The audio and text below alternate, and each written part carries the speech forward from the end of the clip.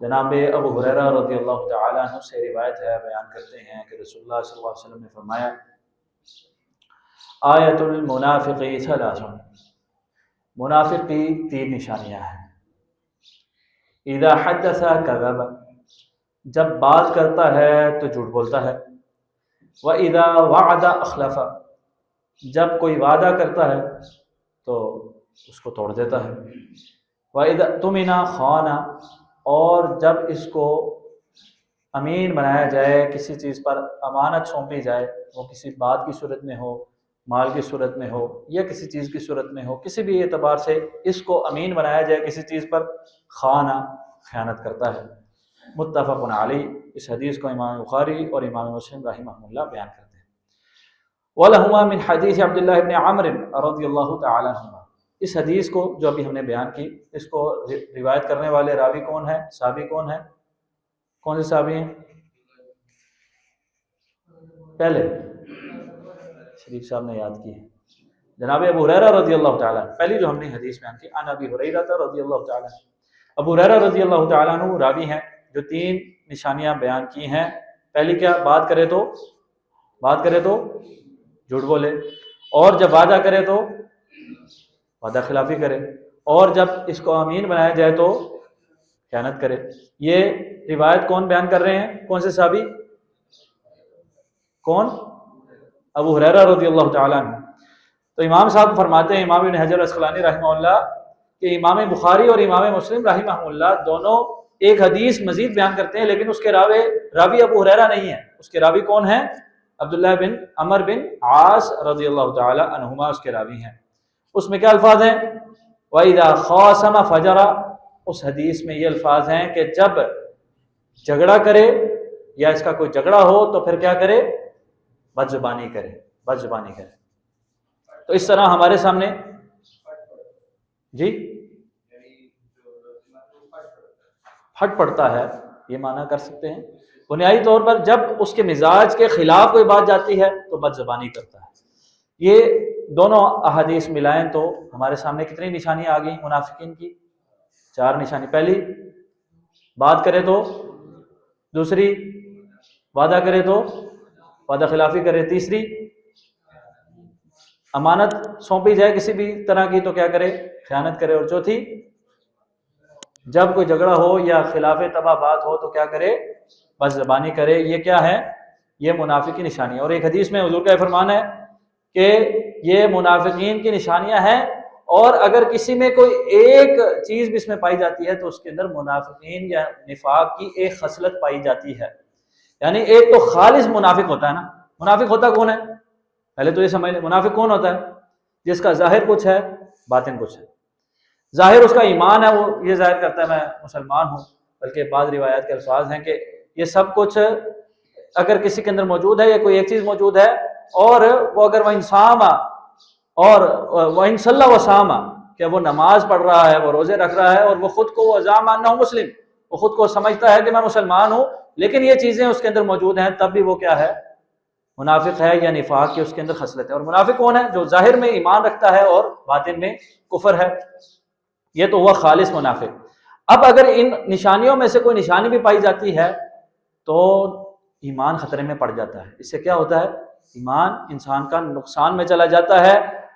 اور یہ جو جھوٹ ہے بالخصوص، جو پہلی نشانی ہم نے اس میں پڑھی ہے حدیث میں، کہ جھوٹ بولے، جب بات کرے تو جھوٹ بولے۔ حضور نے فرمایا بندہ مومن بخیل ہو سکتا ہے، بندہ مومن کئی سارے گناہ گنوائے، پھر سوال ہوا کیا جھوٹا ہو سکتا ہے، مومن جھوٹ بول سکتا ہے؟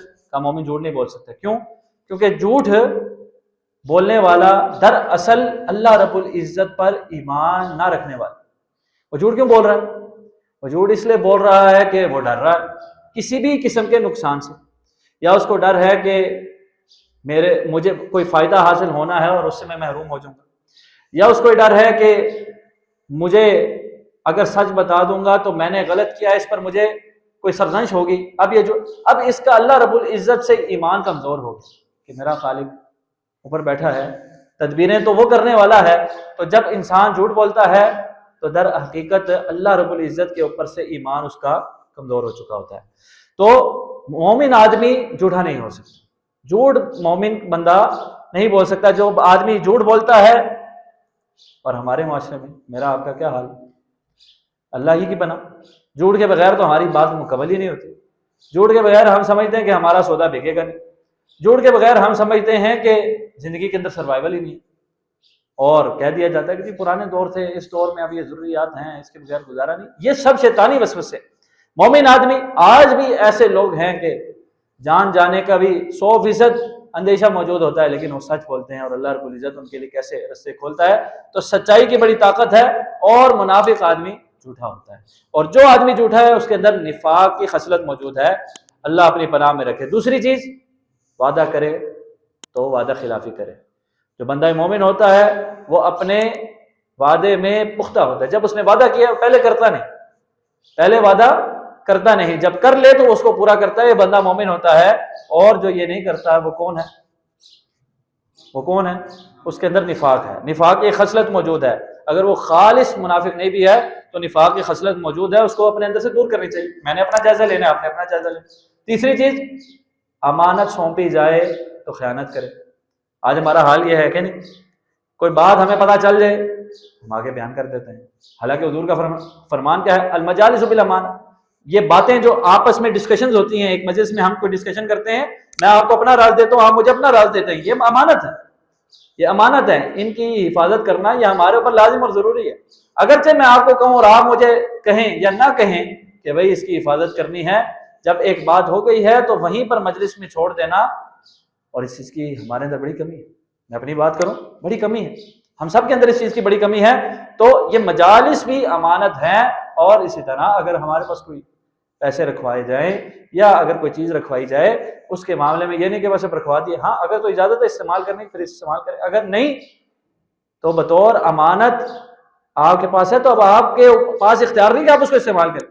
مثلا ایک آدمی کی ورک شاپ ہے، گاڑی اس کے پاس ٹھیک ہونے کے لیے آئی ہے، اب وہ استعمال کرتا پھرے.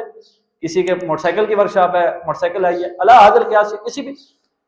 بلکہ جناب زبیر بن عوام رضی اللہ تعالی عنہ اشرا مبشرہ میں سے، اور رئیس آدمی تھے، مالدار آدمی تھے، حضور کے چچا زاد بھی ہیں. تو ان کے پاس لوگ امانتیں رکھواتے تھے. تو جب بھی کوئی امانت رکھوانے آتا تو یہ کہتے بھائی بطور امانت نہیں، امانت کی کدھر میں حفاظت کرتا رہوں گا، کہاں سنبھالتا پھروں گا، آپ بطور قرض دے دیں.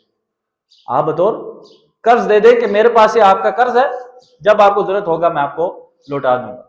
پہلے تو امانت اگر لینی ہے تو بطور قرض لے لیں تاکہ اس میں خیانت نہ ہو. اگر بطور امانت لے لی ہے، اب اس کی حفاظت لازم اور ضروری ہے، نہیں کرتے تو پھر یہ کس کی نشانی ہے؟ یہ کس کی نشانی ہے؟ مخالفت کرنا یا خیانت کرنا امانت میں، یہ کس کی نشانی ہے؟ منافق کی نشانی ہے. تو اللہ ہمیں اس سے اپنی پناہ میں رکھے. اور چوتھی، جو عبداللہ بن عمر بن عاص رضی اللہ تعالیٰ عنہ کی روایت میں اضافی الفاظ ہیں کہ جب جھگڑا ہو تو بد زبانی کرے. اس میں پچھلے معاملات میں شاید ہم میں سے کئی سارے بچ جاتے ہوں. یہاں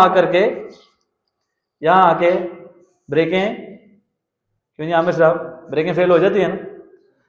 میں اپنے خلاف کوئی بات برداشت نہیں کرتا. بڑا تو کھنے کا بڑا کمال، وہ خلاف ہی تو بات برداشت کرنی ہے. جو میری طبیعت کے موافق ہے اس کو تو میں گلے سے لگاؤں گا نا، اس پہ تو میں خوش ہوں.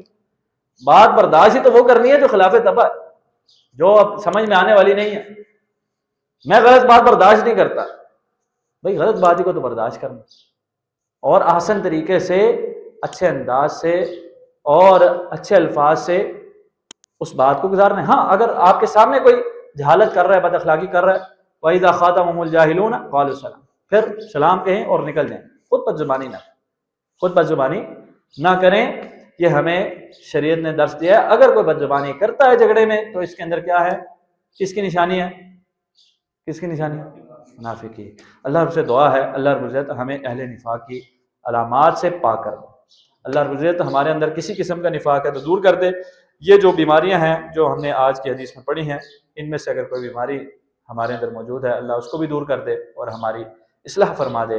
وما توفیقی الا باللہ علیہ توکلت و الیہ